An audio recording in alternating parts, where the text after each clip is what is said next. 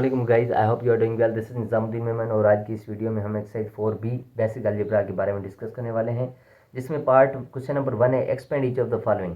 तो part A है इसका माइनस ब्रैकेट x प्लस 5। इसको एक्सपेंड करेंगे, मतलब ये जो माइनस सैम्पल है वो इन सब से मल्टीप्लाई करेंगे। जब भी माइनस की सैम्पल इन ब्रैकेट से मल्टीप्लाई होगी तो अंदर वाली सैम्पल जो होंगी वो अपोजिट हो जाएंगी। यहाँ पर अगर कुछ नहीं है तो मतलब प्लस है, तो ये प्लस जो होगी वो किस में चेंज हो जाएगी, माइनस में, और ये भी प्लस जो है वो माइनस में चेंज हो जाएगी। इसी तरीके से बी पार्ट देखते हैं कि माइनस 4 माइनस एक्स है। अब 4 के आगे कोई सैम्पल नहीं है मतलब प्लस है। ये अंदर वाली सैम्पल्स अपोजिट होने वाली हैं क्योंकि ये माइनस अंदर मल्टीप्लाई करने लगे हैं।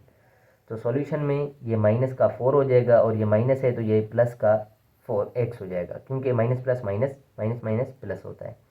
इसी तरीके से सी पार्ट है हमारे पास 2 × 3y प्लस 7। अब ये 2 इन दोनों से मल्टीप्लाई करेंगे। अब माइनस की साइन नहीं है, कोई सैम्पल्स अपोजिट नहीं करनी है, जस्ट हम पर मल्टीप्लाई करेंगे। 2 time 3 6y, 2 time 7 is 14। Number D part है हमारे पास 8 × 2y minus 5। So 8 time 2 is 16y, 8 time 5 is 40। तो ये हमारा जो है वो आंसर है। नंबर ई पार्ट है हमारे पास 8 × 3a माइनस 4b। तो 8 टाइम 3 24 है, 8 टाइम 4 इज 32b। ये आंसर है। नंबर एफ पार्ट, बस एक्सपेंड करना है, बिल्कुल सिंपल क्वेश्चन है। -3 × c + 6। तो यहाँ पर सी है, इसके आगे कोई नंबर नहीं है मतलब 1 है। सो -3 टाइम 1 इज -3 और ये सी। -3 time 6 is 18, minus plus minus का 18। ठीक हो गया, क्योंकि अंदर की सैम्पल्स भी हम अपोजिट करेंगे क्योंकि यहाँ पर माइनस का नंबर आ गया। तो ये प्लस का 1 था तो ये माइनस का 3c हो गया, और ये प्लस का तो ये माइनस का हो गया।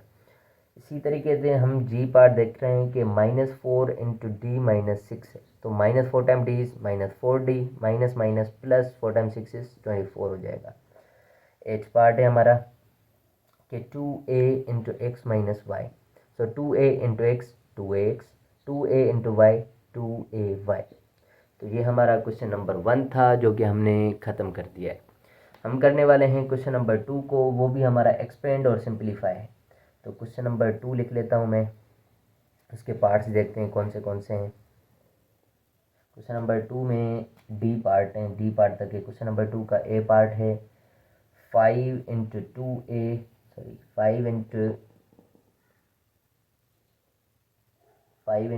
a + 2b minus 3b। तो 5 टाइम a, ये इस ब्रैकेट के साथ जस्ट 5 मल्टीप्लाई करेंगे बस। 5 time a is 5a, 5 time 2 is 10b, और ये माइनस का 3b एज इट इज़ रहेगा। लाइक टर्म्स ये और ये हैं, तो ये 5a 10 में से 3 जाएगा तो 7b बचेगा। ये हमारा आंसर है। बी पार्ट देखते हैं इसका। बी पार्ट में है 7 × p + 10q plus 2 × 6p + 7q।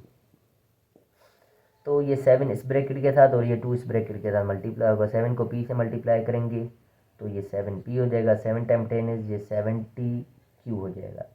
2 time 6 is ये 12p हो जाएगा। 2 टाइम 7 इज ये 14q हो जाएगा।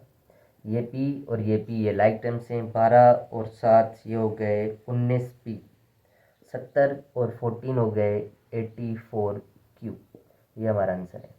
Number C a + 3b minus 5a minus 4b।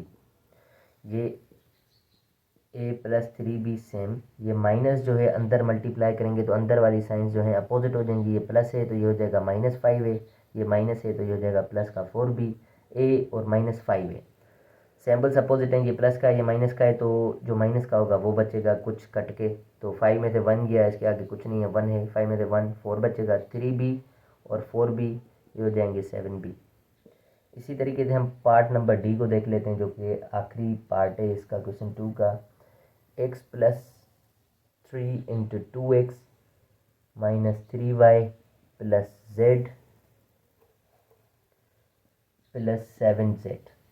तो ये x सेम, ये 3 जो होगा यहाँ तक मल्टीप्लाई होगा तो 3 time 2 is 6x, 3 time 3 is 9y, और 3 टाइम z इज 3z, और ये + 7z। x वाला टर्म है जस्ट है, तो ये x और 6x ये हो गए 7x। इसी तरीके से ये 9y, y वाला कोई टर्म नहीं है तो -9y सेम, 3z और 7z हमारा हो जाएगा 10z। तो ये क्वेश्चन नंबर 2 था और क्वेश्चन नंबर 1 था जो कि हमने इस वीडियो में डिस्कस किया है।